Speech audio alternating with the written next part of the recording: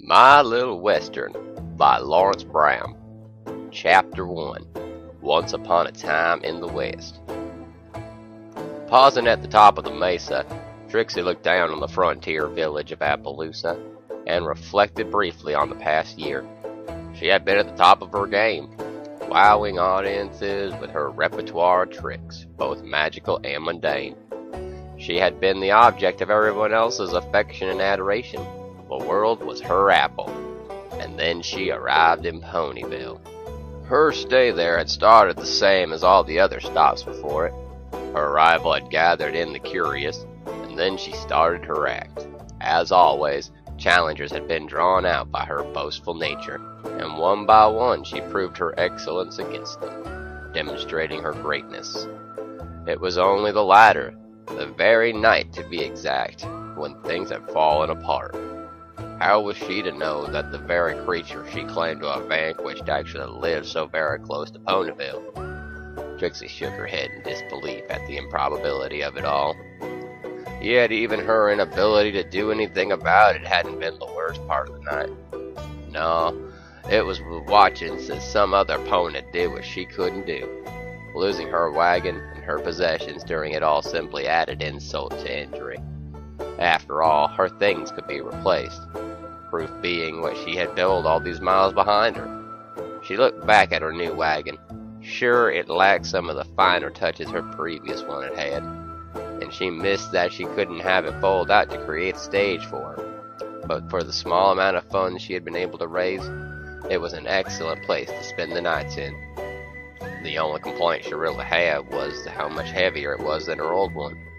But after the first couple of weeks, she hardly noticed it anymore. And while it had been built, she hadn't just been sitting on her rump. Trixie had done her best to expand her library of tricks. She had several new fireworks displays to be used, and the range of magical tricks she had gathered had grown too. Her only real regret was still lacking anything that could serve as an Ursa Major defeating tool. But she had worked out a way around that. Simply not bring it up again. Not that she expected to run into a creature that dwelled in the deep woods to live all the way out here. However, that wasn't why she had decided to come to the very edge of Equestria. No, she had spent over a month on the road simply because, if she was going to have to start over, she figured it would be easier to do it in a place where nobody had heard of her before. Many have heard tales of other ponies who, finding themselves in unsavory situations, had simply headed off to Appaloosa to start over. Not only was it difficult for news to reach out this far, its small population combined with the difficult terrain meant that every pony was welcome, regardless for their reason they had for heading out to the frontier town. With a smile on her face, Trixie started to head down to the trail that led to Appaloosa. The downward slope, coupled with the twisting trail that followed the curve of the ridge, meant that she had to take things real slow to keep her wagon from pushing her out of control. But it wasn't anything that Trixie hadn't dealt with before. Taking her time, she started to think about how she would introduce herself to the ponies below.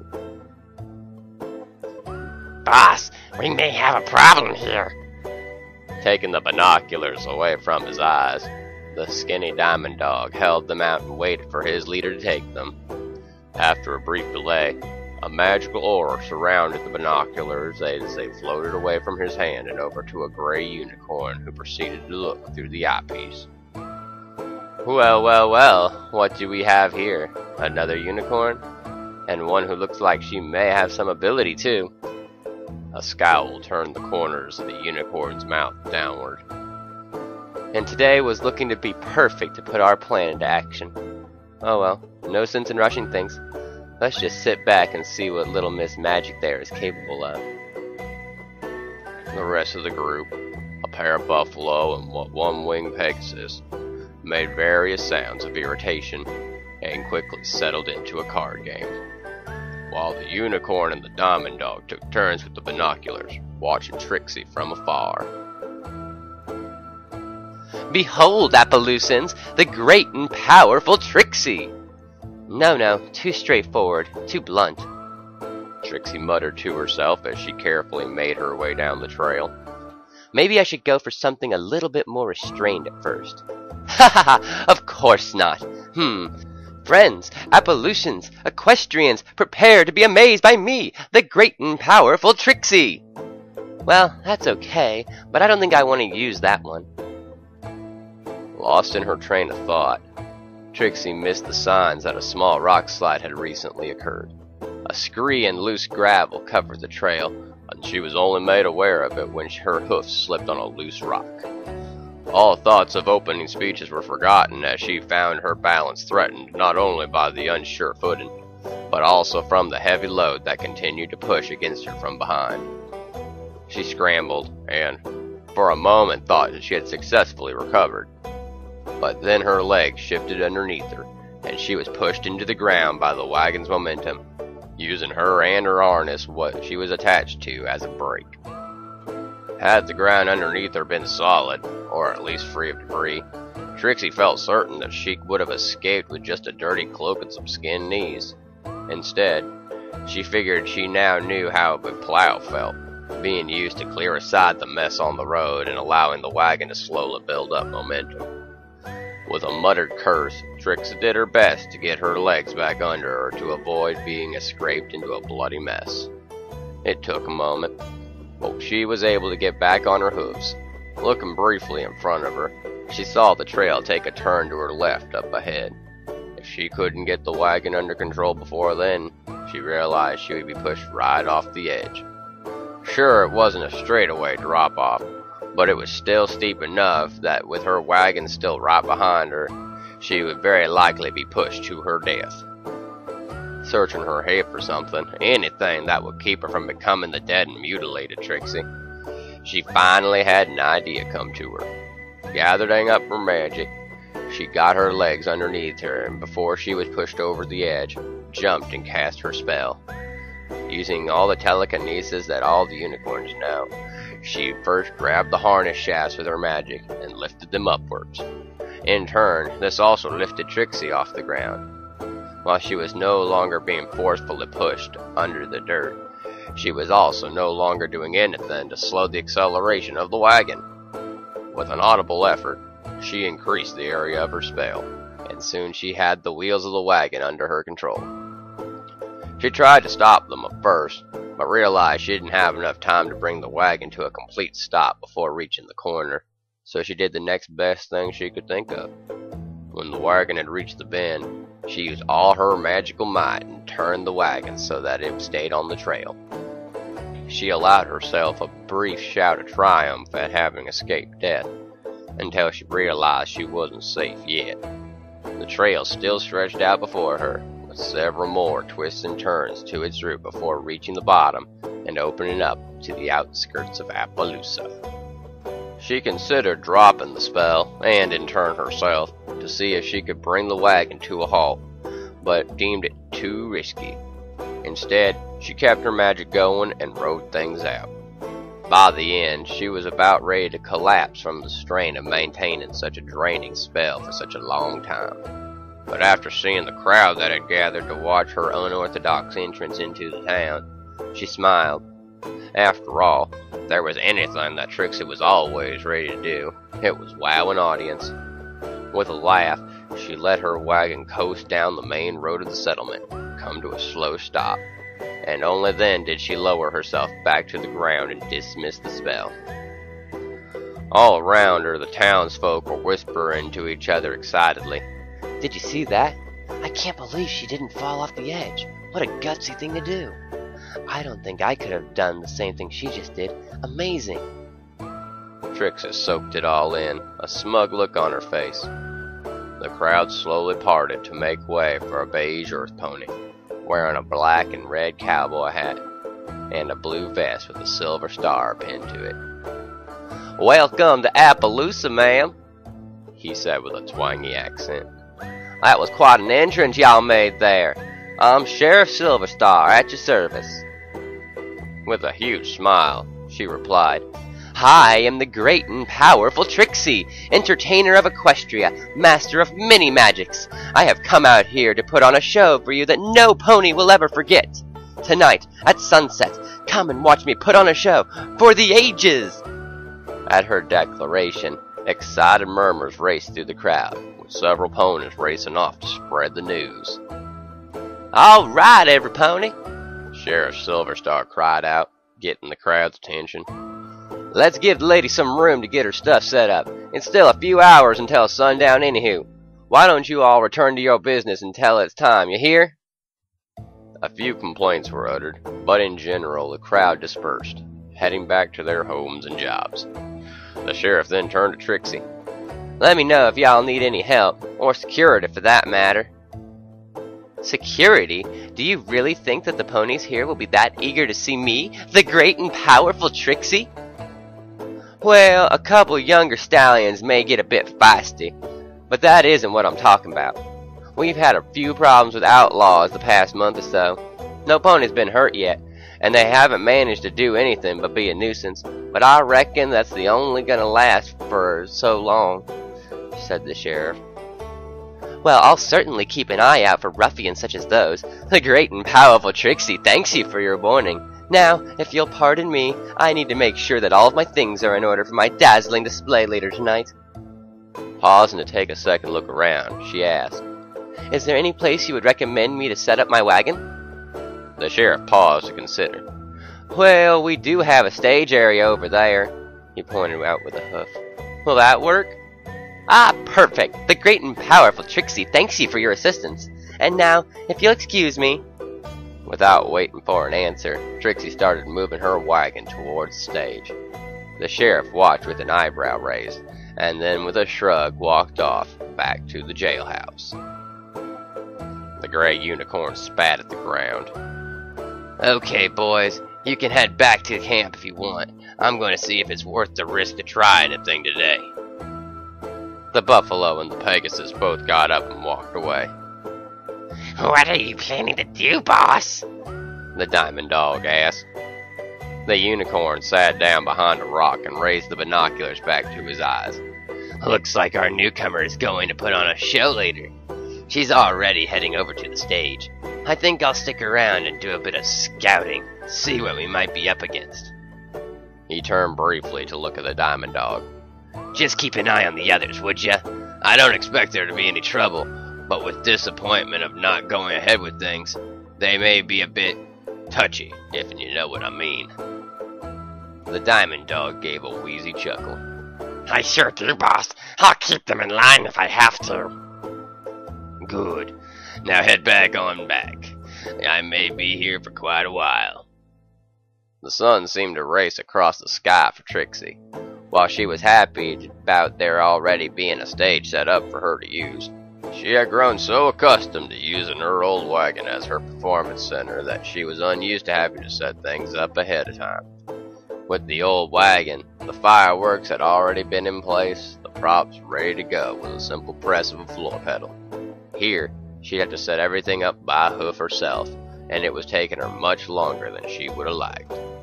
As the clock tower rang out 7 chimes, Trixie finally felt comfortable enough to stand back and realize just how hungry she was. Trotting over to her wagon, she ate a quick meal of celery and apples while mulling over her performance to come. Should she go with her new routine? Was there anything specific she should attempt? It had been quite a while since her last performance, since Ponyville. Now that she thought of it, that's when the realization of all of it hit her. She was suffering from stage fright. Sure, she had put on a couple of small shows for others on request, but those had been private, personal affairs. She had been doing specific tricks for small groups, the largest group still being less than 10 ponies all told. Nothing even remotely close to the kind of free-flowing, only partially planned extravaganza in front of what could easily be 100 ponies. If the crowd from earlier had been any sort of indicator as to how the show might go. She growled at herself. Come on, Trixie, you've done this a dozen times. It wasn't even the performance that you botched, it was the arrival of the Ursa Major that brought everything crashing down. You have no reason to be worried at all. Feeling better for saying it aloud, she watched as the townsfolk slowly started to file in. Dear Applejack, hello, cousin. Just another quick letter to let you know how things are going for us up here in Appaloosa. preparations for the Summer Sun celebration continue to come along smoothly. I still can't believe that it's just a few weeks away before Princess Celestia and Princess Luna both show up here. When you consider that 2 years ago there was barely a building in sight, well, you can imagine my pride at how fast our town has come along. This celebration will put Appaloosa on the map for sure. Just thought I'd share with you a name from one of your past letters that's shown up here. It seems that the great and powerful Trixie has arrived in town early this afternoon, and she already has all the folks abuzz with excitement with the promises of an exciting show. Looking back at what you wrote, though, I'm wondering just how great it's going to be. If she really is as boastful and as big a braggart as you made her out as, well, I'll leave this off for now, and I'll add it on later tonight and let you know how things went. The Pony Express mail delivery pony doesn't leave for another couple days still, so I have plenty of time to add this to the letter. Rayburn put down his quill and quickly noticed the sky was starting to darken. Not wanting to be late for the show, he quickly grabbed his brown cowboy hat and headed out of his house towards the stage. He was relieved to see he wasn't among the first to arrive for the performance. If the show turned out anything to resemble in what his cousin from Ponyville had described, he wanted an avenue of easy escape. Looking around, he figured that at least half of the town had decided to show up, which he supposed wasn't too big a surprise, really. It wasn't as if there was anything else to do other than hang around the Salt Lick or take care of home at this hour. Just as the sun dropped below the horizon and the sky started to noticeably turn darker, a flash of light, followed by a puff of smoke, drew every pony's attention to the stage. Torches seemingly lit themselves as the smoke cleared, and the audience saw that a blue pony, wearing a wizard hat and star-covered robe, stood in the center. Welcome, one and all! I, the great and powerful Trixie, have at long last come to your town of Appaloosa to entertain all of you with my marvelous multitudes of magical mysteries! The crowd whistled and stomped their hooves on the ground in excitement and expectation, and Trixie stood there, preening and imposing. As the audience started to quiet down, Trixie waved a foreleg, and a flurry of fireworks erupted above her, filling the sky with colorful explosions. The audience oohed in appreciation. Yes, Trixie cried out. Now prepare yourselves, for what you are about to witness will be... Trixie was cut off as another firework launched itself, taking off her hat and barely missing hitting her in the head just before detonating off to the side of the stage. Rayburn could tell right away this wasn't part of the act. The unicorn looked a bit rattled by the incident, but she seemed to recover quickly enough. Yes, see how fantastic my act is? Even I, the great and powerful Trixie, cannot fully prepare myself for what I'm about to do. She leaned towards the crowd, and in a stage whisper said, And those for the faint of heart may wish to leave now. The audience chuckled appreciatively. With a smile on her face, Trixie gestured at several jars situated around the stage. For my first act, I will share with you a display of magical mystery that was first developed in the distant city of Kolkata, land of pony mystics. Watch as I, the great and powerful Trixie, performs for you the dance of the snakes. Trixie's horn started to glow, and she started a record player hidden behind the stage. A tune played with pipes and strange stringed instruments filled the air, and from the 4 jars, Trixie slowly levitated ropes hidden in each one up in the air. Each rope moved in a serpentine fashion, twisting back and forth, never in a straight line. They were slowly woven together, in time to shoot the music, into a complex weave above Trixie's head. Suddenly, the music sped up, turning from a slow, almost hypnotic pace to something that almost panicked. Trixie started to obviously sweat as she tried to keep up, but when the music all of a sudden died, it threw off her concentration to the point where all the ropes fell down, right on top of her. The audience laughed appreciatively at what they assumed was an intentional joke. Trixie did her best to ignore the laughter, and the knot starting to form in her stomach. Her mind raced as she pulled herself out from a pile of ropes, trying to figure out what was going wrong. Had the speedy trip down the path somehow damaged her equipment? Thinking back, she had been more concerned with getting things in place and hadn't really checked over to see if the things were in tip-top shape. Finally, standing up, She gave the crowd a weak smile. All part of the show, folks. Haha, and now for my next feat. With a little help from her magic, she set off the next batch of fireworks. The last time any performed this stunt successfully was over 200 years ago, and then the performer who pulled it off was never quite the same afterwards. She lowered her voice, and the audience, fully drawn in, leaned in to hear every word. Prepare yourself for the comet's tail. Trixie concentrated, her horn glowing brightly, until flames from the torches seemed to fly away from their sources and formed a ball of fire above her head. Soon the pyrotechnic sphere was flying around above her, and then lower and lower, until Trixie was soon engaged in an elaborate routine of jumps and spins, seeming to barely evade the ball of fire by the smallest margin with each of its passes. The crowd soon erupted in cheers, whooping it up as Trixie time and time again seemed to escape injury by mere inches. Suddenly, the music from the previous act started up again. The shock of it happening was enough to throw Trixie off her routine, and the ball of fire caught her on the side. Gasps of horror erupted from the crowd, but Trixie was able to magic her cloak off quickly enough that her fur was barely singed. All part of the act, ponies. No need to worry. Trixie called out, trying to calm them down. Her insides were so tense she could hardly keep her voice steady. Brayburn frowned. While he had come only to see if this pony was as bad as he had been told, and he had to admit that her way of talking seemed to point in that direction, he was still starting to feel a bit of sympathy for the unicorn. Everything seemed to be going wrong for her, and the crowd was picking up on it too, if he judged the murmurs and mutterings from the ponies around him correctly. Looking back at the stage, he saw that Trixie had extinguished the cloak safely. And now, Trixie called out to the assembled ponies, for my grand finale, watch and be amazed as the great and powerful Trixie. She never got to finish her description, as all of the remaining fireworks she had set up started to go off all at once. Soon, Trixie was dodging sparklers and balls of exploding light coming at her from what felt like every side. The crowd didn't know what to make of it at first, but as Trixie kept managing to evade time and time again what appeared to be certain hits, they started to cheer her on, hollering words of encouragement. What brought the crowd to a sudden silence wasn't Trixie being hit, but one of the bigger balls flying inside her wagon and exploding with a loud boom. Trixie turned and watched in horror as the fire started to erupt from the sides of her wagon, and she rushed over, ignoring the glancing blows from other fireworks as she desperately tried to extinguish the flames before they caused too much damage. After a few seconds, Trixie managed to telekinetically carry out all the items that had caught on fire, and dumped them safely onto the ground. The audience, after a brief moment of confusion, finally started to slowly applaud her actions, and soon every pony was cheering loudly for her.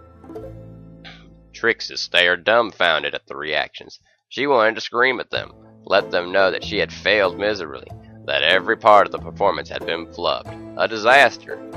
Finally, she found her voice and asked, Why are you cheering? An older pony in the front row answered, Miss, we haven't seen such an amazing and comedic performance here in Appaloosa in, well, as long as I can recall.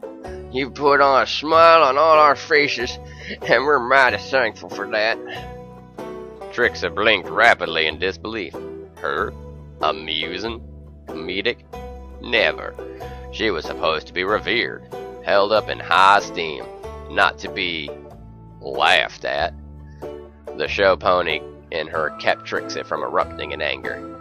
Well, I'm glad you all enjoyed the presentation. Thank you all, and have a good night. She watched as the residents slowly left in small groups until she was finally alone. Checking over things to make sure that nothing would blow away, she stomped away from the stage in frustration, wanting to be alone with her thoughts. Trixie soon found herself a fair distance outside of the town. Finally, she slowed down and took stock of her surroundings.